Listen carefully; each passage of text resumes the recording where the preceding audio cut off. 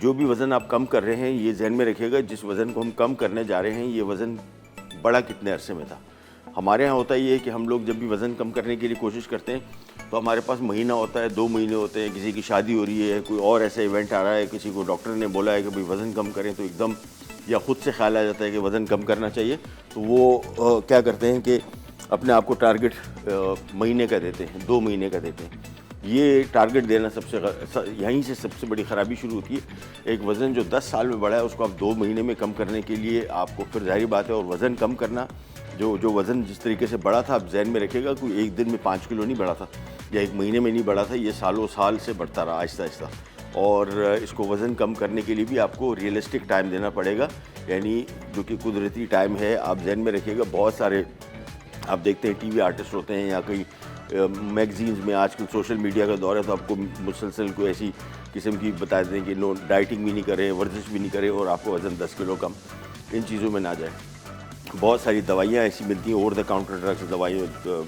और मैंने last time मैं स्टोर में गया था, वहाँ पे वज़न कम करने की दवाई ग्रोसरी सेक्शन में थी, यानी जहाँ पे आप ये मिर्च मसाले वगैरह लेते हैं। ये मेडिकल में नहीं रखी थी, उधर रखी थी कि चूँकि मेडिकल की तरफ आप जाएंगे नहीं और मिर्च मसाले जिन ख़वातीन को ख़रीदने उनके सामने पड़ा रहे, तो वो वहाँ पे उस सेक्शन में पड़ा हुआ था। ये दवाइयाँ जो हैं ये डाययूरेटिक होती हैं, इनको कहते हैं।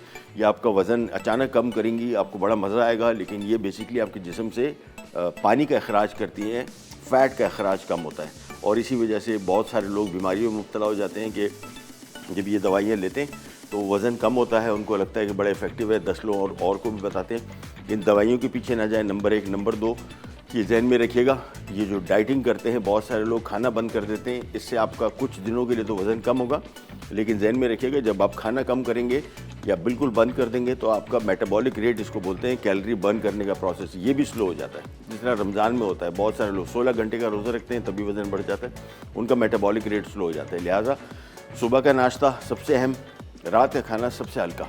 और सुबह का नाश्ता आप कर रहे हैं तो सुबह के नाश्ते में आप डबल रोटी भी खा सकते हैं, पराठा भी खा सकते हैं, अंडे भी फ्राई करके खाएं, कोई मसला नहीं, क्योंकि सुबह के टाइम आपका जो भी आप खाना खा रहे हैं आपको एक तो एनर्जेटिक रखेगा, आपको और सारे दिन भूख कम लगेगी।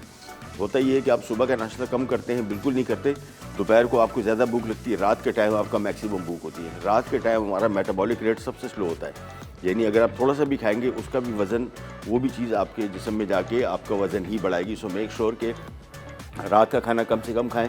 दूसरा, सारा दिन थोड़ा थोड़ा खाते रहें। तीसरा, ये सूप्स जो है इनका फ़ायदा ये है कि लो कैलोरी सूप्स हैं, इनमें कैलोरीज कम है। आप एक की बजाय 3 बॉल भी पिएंगे तो भी आपका वज़न इतना नहीं बढ़ेगा जितना आमतौर पर चीज़ों से बढ़ जाता है।